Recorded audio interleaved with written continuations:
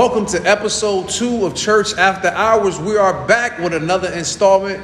And as we always do, we like to do our recap of the most previous episode, which was episode 1, the kickoff to the new season. You heard some of the things that we're going to be doing different in this season. So, Kurt, what was your thoughts about our first episode that we knocked out? Man, I thought it was a good recap.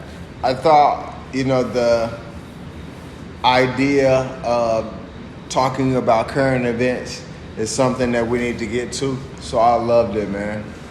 Absolutely. I think it was great as well. And a lot of people are already saying they like the fact that we're doing the current event things, because being a podcast talking about the church, even though it delves into some of our history in the church as you heard in the great season 1, this season won't be as much of that talk, even though we'll have nostalgic moments, but we'll have an opportunity to interject about some of the things that's going on in the church today, and not in a negative way to bash, but just in a way to critique and to share our thoughts. So I really enjoyed it, and I'm looking forward to episode 2.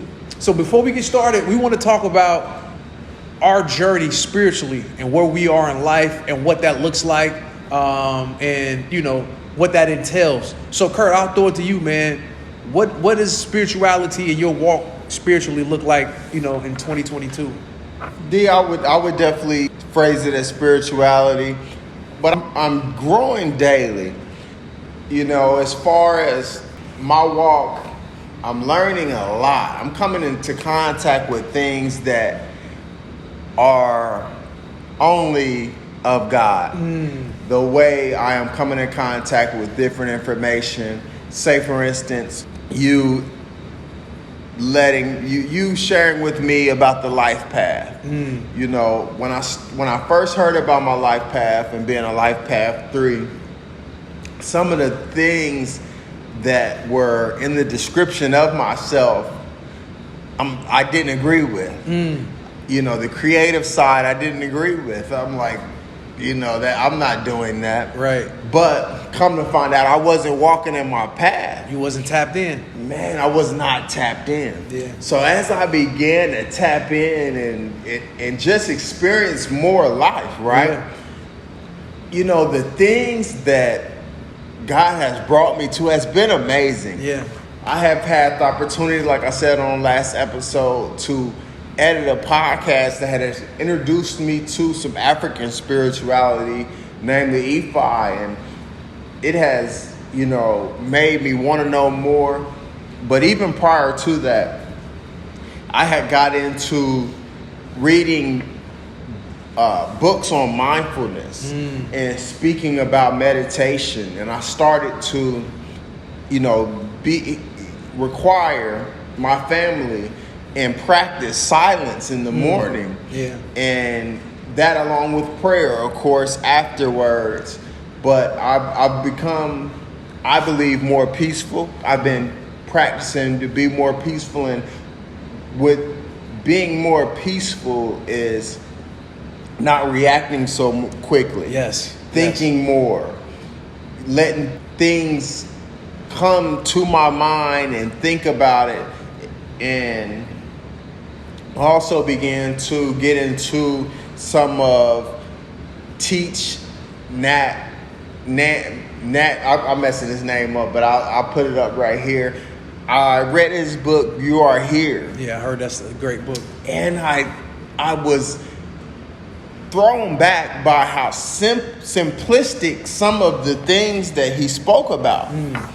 Like one thing I will say is he spoke about being in the moment. Right. And when something as simple as washing dishes, don't think about what happened that day. Don't think about, what's happening tomorrow, but actually wash the dish. Be in the moment. As simple as it sounds, how many times do you do things, especially driving? Yes. And be thinking about totally something different. Right. But think about all the things you miss. Like if you're washing dishes and you're not in the moment, think about maybe the little butterfly that just flew across the window. And to some that may not sound important, but I think things like that are intricate in our lives. Absolutely. Because it slows us down. Yes. And, I'm just, fooling around in the world, trying to figure some things out. Right. But, I still have my Christianity in my back pocket. Absolutely. I still enjoy the books of the Bible. Absolutely. The stories of the Bible, the story of Christ. I love the story of Job. Yeah. It's probably one of my favorite stories.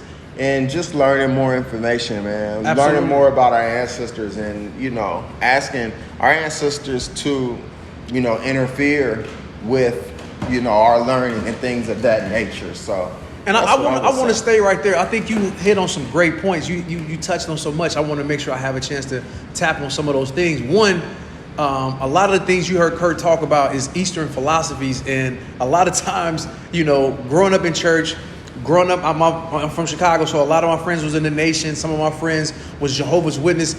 Those Eastern philosophies, those Eastern schools of thought, a lot of times was frowned upon. You know what I'm saying? Like, you can't, like, your Muslim friend will let you go to church with you, but you ain't about to start talking about, chanting and meditating and doing, like, you going too far. You know what I'm saying? Like, you look at Christianity, Judaism, and Islam, they're all cousins. You know what I'm saying? Those Eastern philosophies are a little bit too out there. And, and it's funny, you talked about your life path, and I'm a life path 8. And I felt the same exact way. And me and my buddy, Jay Mack, talk about this all the time. He always messes with me. Life path 8s are, supposed to be rich in abundance with finances. And he'll tell you, I'm the person that kind of runs away from money. Like, I'm not a big money type of person, but I'm always able to come in contact with money and just, kind of make sure it gets dispersed out to people that need it maybe more than I do. So learning that information as well is crucial, because when you talked about creativity, I'm like, this is creativity, the editing, the things that you're doing to make our podcast and others, elevated and look better and have a better aesthetic. That's the core of what creativity is about. You know what I mean? So I think that's crucial. And the fact that you're always putting yourself in a position to learn and be better, that's where I'm at spiritually, and that's what spirituality looks like to me. I still love the Bible. You talked about Job. I love Proverbs. That's my favorite book of the Bible, because it's so many jewels and so many lessons in there. And just having an opportunity to study greats from other religions, study other holy books, it gives me an appreciation, and it makes me more in tune with other people in the world, and it gives me an opportunity to be able to sit and converse with people that I normally wouldn't be able to converse with. So that's what spirituality looks like to me, not putting myself in a box, not closing myself off from other people in other sections of the world. Just when I was in Panama, I was talking to a sister from Chile who was a Christian, but she practiced Christianity from more of a cultural standpoint of being from Chile, from being from South America. So Jesus and Christ and the disciples and those stories and those things, the way they interpreted it was totally different than what we interpreted. So those type of things interest me, and just being able to pick people's brain and learn to be able to make myself better and sharper is where I'm at. Yes, just knowing thyself, yes. I would say, to comprise, everything we said. Knowing thyself, searching yourself, going into those, dark places of maybe your childhood that you may stay away from, figuring out the things that maybe have been traumatic in your life, and dealing with those things and putting them in the forefront for it to make you a better person. Absolutely. Treating people well. Yeah. Just the things that the story of Jesus Christ talked about. Actually living that. Right. Right. Not more so, doing the things in church that are traditional, but actually living out loud. And not to cut your wisdom, there was a saying that they always said in church, and I'm sure you heard this in your church growing up: be more Christ-like. Yes. Be more Christ-like. Like, if I had a nickel for every time I heard that I'd be a billionaire, and as a kid, that made sense to me, because when I'm reading about this man, he was humble. He was a servant to others. Sure. You know what I mean? He loved people. He gave, compassion and empathy and sympathy. But a lot of times when I would look at others in the position, to be able to do some of the things that he did, they weren't exemplifying that. So as I got older and as I kind of, backed away from it, I said, as long as I exemplify the characteristics of Christ, I think I'll be all right. I don't have to necessarily be a Christian, because at the end of the day, Jesus wasn't a Christian either. He was a Jew. You know what I'm saying? So that is absolutely if true. I can be more like Christ, if I can be more like Buddha and these great leaders and these great, thought provokers in religion and in spiritual systems around the world to me would be a better place if we all had that mindset. Well, and also, as we learn more, being more like, the story of Christ is the story of ourselves anyway. Absolutely. The story of the Bible is the story of our lives. Yep. Now, whether we realize, I did not realize that as church was going on. Right. I was more caught up in the traditional things going on in the scriptures and looking at these people, as a lot of times that, were depicted in Sunday school and Vacation Bible School. School. A lot of these people looked Caucasian. Yeah, no, they didn't. Not a lot of them. All of them. Those were the images that was given to us. Yeah, so that within itself can be kind of jarring in the fact that maybe some people are, and you may not even know it, but I know as a kid we may have looked at other people as the people of God, when the story was really about us. It was really about our people. The whole time. Yeah, the whole entire time. So I just love learning. Yes. Just love learning, brother. And always have a love for learning, because, again, it helps you to become a better version of yourself. You know what I mean? And as you just said about Life Path 8 being rich, I love my brother because he is rich. He is rich in knowledge. It's a lot of people that get paper money or, digits in their bank account, but if they're not educated in how to deal with money, then, what did it say? A fool and his money shall soon depart. Yep. Yeah. And a lot of people are spiritually bankrupt. They may have a lot of money in their bank account, but spiritually they don't eat. You know what I mean? Absolutely. And in closing on the spirituality piece, I encourage anybody, no matter if you're Christian, Muslim, whatever you practice, try to be the best of that. You know what I'm saying? Sure. And don't be closed-minded off to other things and other, schools of thought and other ways of thinking. Because again, we're all trying to ascend and reach that higher level to be our best selves. And I think that's important, and that's going to help make the world a better place as we see a lot of chaos that's going on in the world today. Church parking lot gossip. Let's go. It's a new segment as we introduced last week. People are loving it, and they're interested to see what's going on with week 2, episode 2.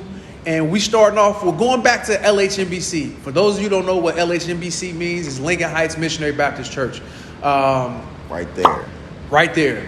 Yeah. I'm in Columbus, Anna's in Denver, Barry's in New York, headed on his way back.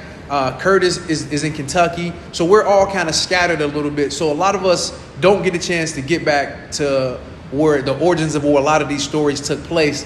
Yeah. And unfortunately, we had a chance to go back. I don't want to say unfortunately because it was a funeral. I was happy to be back in the building, but I just hated the circumstances. Our brother Barry, we mentioned his uncle Sonny. We were there to, honor him and his homegoing and his beautiful wife Sissy and Barry's mom and aunts and the whole family. And we had a chance to go back to Lincoln Heights Missionary Baptist Church, like I said, where a lot of these stories took place. What was your reactions with going back? Because we haven't been in a while with us all, like I said, being scattered all over the country. My first reaction had to be walking in the church and seeing the "you must wear a mask to enter this building" on the hold on, I gotta stop y'all. The door. I gotta stop y'all. So the funeral's about to start, and I get a text from Kurt. He's like, "Man, I ain't got no mask. I can't come in." So I had to go and get him a mask so he could come in because they was not playing about that mask. But go ahead. Yes, I was probably one of the first people to stop wearing masks once the mandate was lifted. Once the mandate was lifted, because I just felt like I breathed better without one. Absolutely. But so the second was how the church looked on the inside. Yeah, I was blown. Oh wow, it was totally different from our days at Lincoln Heights Missionary Baptist Church, man. Yeah, it was Prince Purple. Right, exactly. it was like somebody would buy a house and then gut it. That's what it felt like. You know what I'm saying? The pews were going, the stadium seating, the choir stand was going. Like, it just totally looked different. Like Kurt said, it was, purple painting. It looked nice. It just doesn't remind me of my youth. So it was a little bit, as you just used in the last segment, it was a little jarring to see that. You know what I'm saying? Yeah. Because I felt like a part of my childhood was erased. You know what I'm saying? By these new visuals that was now in the place. But yeah, I also had some selfish thoughts into thinking, it didn't look like what we grew up in. But kudos to the renovations they did. Absolutely. Because they do look modern. Absolutely. They do look modern. Yep. But it was definitely interesting to be back in a Baptist church. Definitely interesting to be back in a Baptist church. I remember the preacher saying, y'all wake up. And I'm sitting there thinking like, bruh, it's we had a funeral. Right. What are we doing here? But anyway, I thought, that was typical Baptist preacher. Absolutely. Which I hadn't, hadn't experienced in a while. Hadn't experienced in a while, because even when we do go to church, it's usually non-denominational, and it's not that. So it's a different energy. It's a different energy, and I will say it was good being back. It was good to see some old faces that I hadn't seen in a while. Brother Ron Logan still doing his thing. Seeing some different people and just conversing and having an opportunity. Hold on, he was still man. Now we got to keep it 100 on church after hours, brother. Let's go. It's after hours. This after hours. Now, God bless his soul, as my grandmother would say. But I thought you said Ron Logan did. He didn't sound the same. He don't. That's my brother, and I love him. And he might see this. Time. He might see this. It's no shot. It's no disrespect. One of the best singers that I seen in Cincinnati when I first moved here 30 years ago. 30 years ago. And the brother still, being a vessel unto the Lord. Absolutely. Using his voice as an instrument. I was just like, man, I really miss the old Ron. And I guess, just like your favorite singers. You go to the Jazz Fest. Frankie Beverly can't hit them notes no more. That's Mr. right. Biggs can't hit them notes no more. So right. I was just like, man, we was being selfish, thinking everything was going to be catered Absolutely. to our childhood of things that we used to see. So, but the brother still was up there. Like Isn't I said, that interesting? Yeah. That now we're just digging into the fact that things weren't this. Well, we knew we spoke about it, right? But the fact that we weren't being selfish, right? We was being selfish, plain and simple. The people that moved on, right. The people that moved on, brother.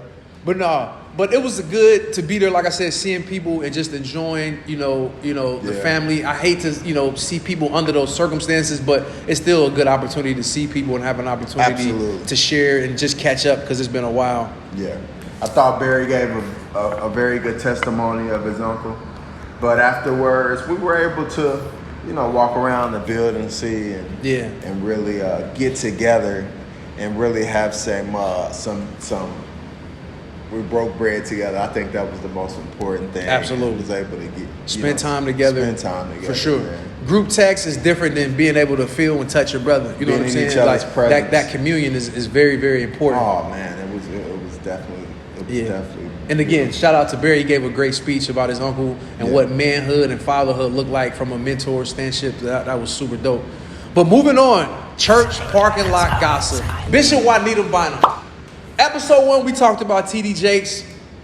We talked about Creflo Dollar. Juanita Bynum is another evangelist who's always had her name out, in the mainstream. She did a popular sermon series years ago called Sheets. No More Sheets. No More Sheets. And I think TD Jakes was like her spiritual father in the ministry, and she did that sermon at one of his conferences, if I'm not mistaken. The church people correct me in the comments if I'm wrong, but she did a sermon. Very, very good sermon, and something that we all remember. Absolutely. Very, very memorable sermon. She had on the all white, the whole nine. But she's in the news now because she was recently talking about Christians and their partaking in, as my boy Leon Lonnie Love would say, the devil's nectar, which is secular music. You know what I'm saying?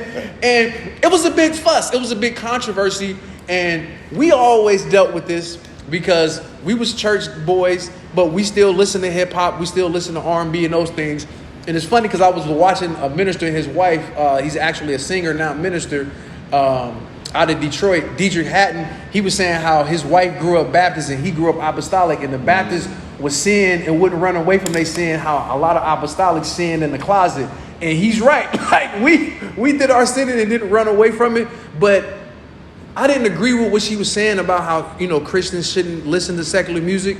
I think it's certain music that you should be able to listen to, like jazz would be considered secular, and it's instrumental music. Like I listen to jazz music when I read. What were your thoughts about Mrs. Bynum's or Pastor Bynum's remarks about secular music and Christians not, taking part in it? I used to be one of the people that never listened to people when they spoke about music and the effects. But these days I do really believe that you have to be mindful of what you take in. Absolutely. What you're listening to, what you're eating, the whole nine. Anything you consuming. Absolutely. Yep. Anything you're consuming, I think it's very important to,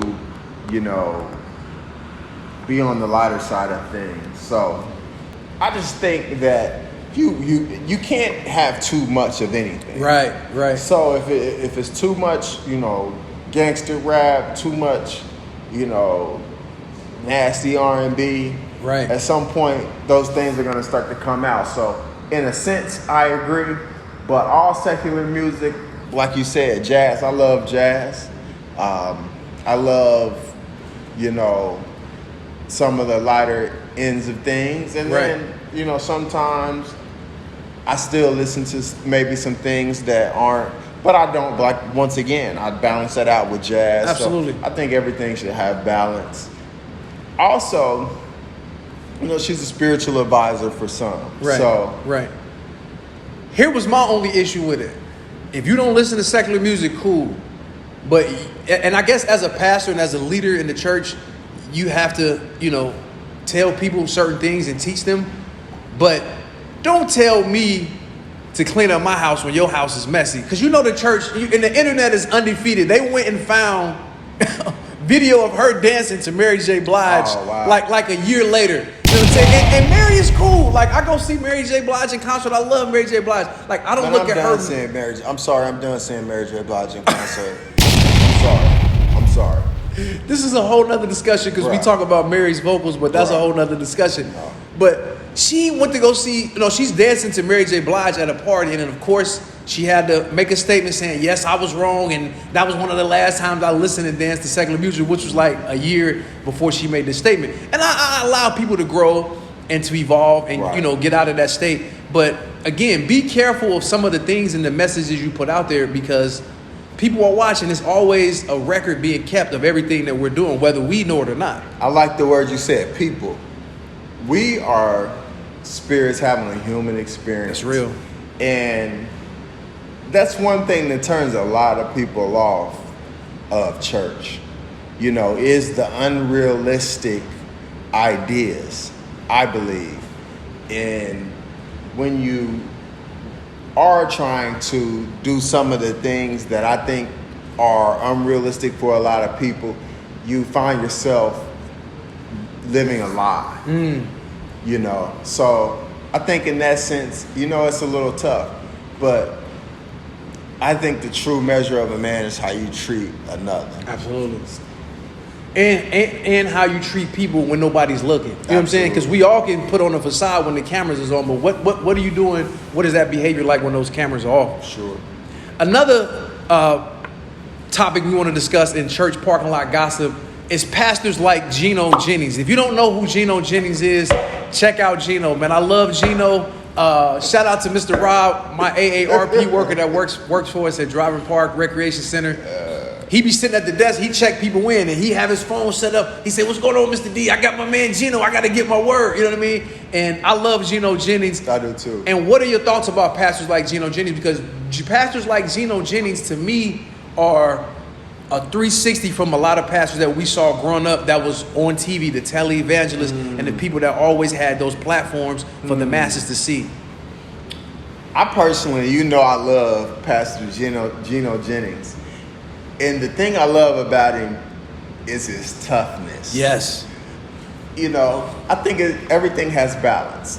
But I just like his unapologetically, you know, message. Yes.